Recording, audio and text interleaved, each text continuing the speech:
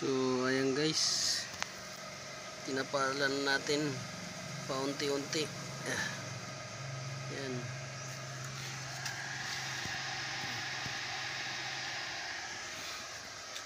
Yan yung tatapalan natin.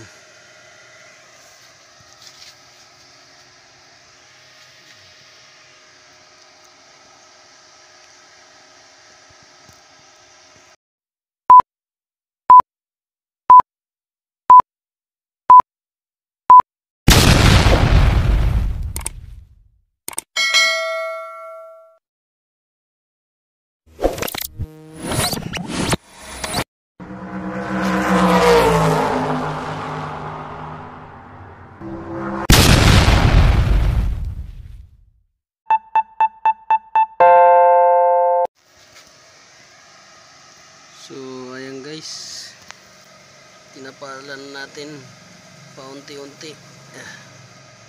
Yan.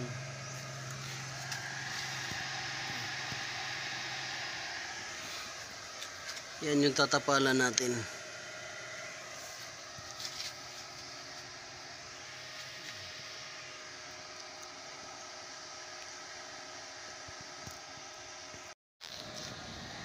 So ayan na guys, tapos na yung build up natin ng engine block. So engine block to ng F5A engine, Scrum multicab Suzuki Carry. So Suzuki Carry multicab F5A engine. So butas yung engine block nito.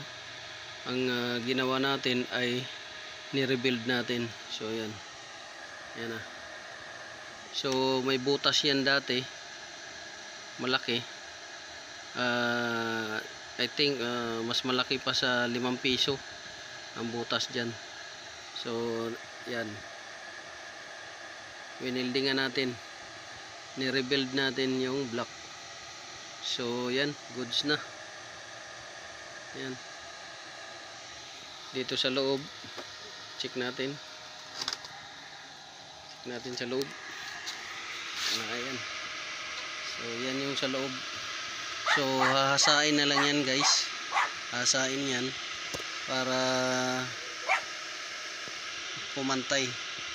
Hasa na lang ang konti niyan, kulang. So yan. Yan yung ginawa natin ngayon guys. This is Autoboyson. So kahit ano lang ang gagawin natin dito base sa ating kaalaman ng pag-ayos ng makina. So goods na to. Hasa na lang, palamigin lang muna natin konti. So maraming salamat. This is Autoboyson. God bless you all. Ganyan lang pag nag-repair ng block na butas, ni-rebuild na lang natin dahil mahal. 20 mil halos ang ano ito, halaga. Bibili ka ng brand new.